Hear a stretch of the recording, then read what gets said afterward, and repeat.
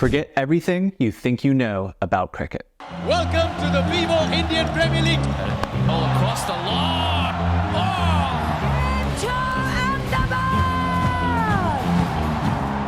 This is the Indian Premier League. It's the fastest growing sports league in the world, ahead of the NFL, the NBA, MLB, and English Premier League. Each NBA game is worth $2 million, but a single IPL game is worth more than $15 million. The IPL has turned into a global cricket phenomenon that runs for 2 months with 10 franchises, 74 matches, and more than 500 million viewers. And unlike the other big sports leagues like the NFL, NBA, and Formula One, which were founded decades ago, the IPL only started in 2008. So how did India build this juggernaut? Back in 2007, cricket had die-hard fans, but attracting new viewers and investment was a struggle. The traditional heritage type of cricket, Test cricket, took 5 whole days per match, and even the shorter version, the one-day international, lasted 7 to 8 hours. But in 2003, England introduced a fast-paced version of cricket called T20.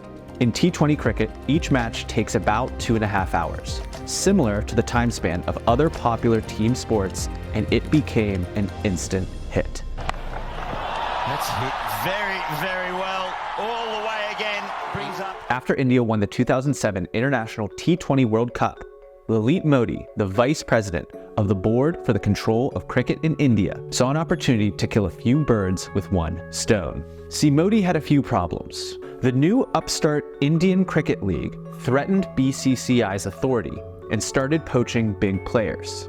It needed to be crushed. Modi had also seen the success of huge franchise models in the US and wondered why they didn't have a similar money-making cricket franchise, especially in India, where cricket is more like a religion than a sport. So Modi pulled the trigger, and in 2008, the Indian Premier League was founded, a T20 cricket league with 8 teams that would be played over just 2 fast-paced months. New teams were created to play in a franchise format and auctioned off to new owners on January 24, 2008 for a total of $724 million, with each team based in a different Indian city. It wasn't just a shorter format that the IPL committed to. The organizers went all in on entertainment. They made it into a spectacle, and the old-fashioned traditionalists find this abhorrent. To them, that's not cricket. Cricket is theatre, where, you have intellectual discussions as to where the ball is played and so on and so forth. Here they said, no, you don't need all that. You want entertainment. You want to rival what the cinema offers you, what any other form of entertainment offers you. This translated into instant success. In their first season, the league garnered almost 1.2 billion viewers and made more than $100 million in revenue. This was a more than 20x increase in viewership. Historically, the old format of cricket had struggled to get 50 million viewers. Become something which is more sold as a product, has more things going on for the viewer when they come to the ground. Oh, and remember the Indian Cricket League? It closed after 2008. Modi won. There is one simple reason that the IPL is a money-making machine: audience. The IPL promises even more entertainment, even more action, and even more excitement. India has a population of 1.4 billion that will soon overtake China for the largest in the world. It also is one of the fastest growing middle classes. That means lots of eyeballs and lots of potential ad revenue.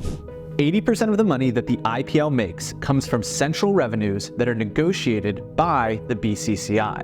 That includes league-wide sponsorships like the one with Tata, and the league's central media rights agreement with broadcasters like Star India. In 2022, those rights were sold for over $6 billion. $3 billion came from Disney-owned Star India for TV rights, and another $3 billion came from Viacom 18 for streaming rights. Split across just 74 matches makes each one worth over $15 million. And as views rise, the BCCI can charge more and more to the broadcasters, who will make more on their side from increased ad sales and subscriptions from a bigger audience. That's why the IPL is such a big deal. It combines an exciting format of a popular sport in a country that has an exploding population. And it's not just India. In 2020, the IPL began broadcasting to more than 120 countries, including the United States, United Kingdom, and South Africa. This also means that the franchises make a lot of money. BCCI keeps only 50% from the media rights deal. The other 50% is split between just 10 franchises. An average IPL match averages 30,000 people in attendance. This allows ticket sales to account for as much as 15% of each team's revenue. Rounding out each team's revenue pie chart are individual team sponsorships, merchandise, and prize money. Bats, bails, headgear, and team kits. Everything is sponsored, with some franchises like the Chennai Super Kings making a lot more from sponsors because they have a bigger fan base. There's a powerful virtuous cycle here.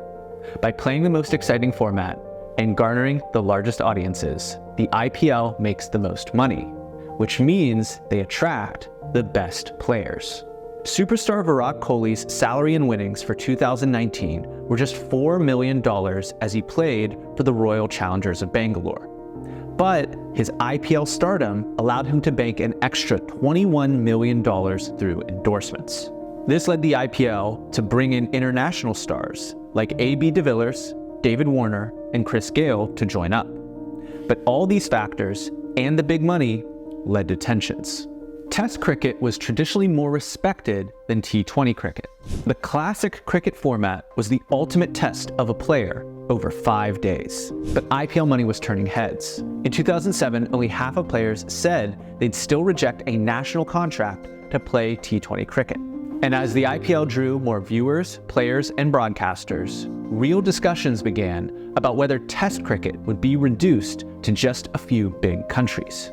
It seemed like the IPL was going to crush everything in its way. Even when COVID hit, despite stadiums losing out on ticket revenue, there were still millions and millions of TV viewers. The franchise values doubled in 2020. And the success of the T20 League in India got people hungry for more. IPL franchise owners are now looking to buy T20 cricket franchises in other countries like South Africa, hoping to replicate the IPL's success. Leagues have started in the Caribbean, Australia, Pakistan, and other countries. It also arrived in the US as Major League Cricket. The growth of the Indian Premier League has been insane. In 2009, 1 year after its founding, the average IPL franchise was valued at $67 million. 14 years later, the value of those franchises has exploded to more than $1.1 billion. That's an annualized growth rate of 24%. For comparison, over the past 13 years, the growth rate of NBA teams has been 16% and NFL teams has been 10%. And the IPL isn't slowing down. Who knows if those leagues outside of India will be successful, but you can feel confident the IPL will continue to grow in popularity and the nation of India will also continue to succeed. Check out our past video breaking down why the nation of India is poised to win the 21st century.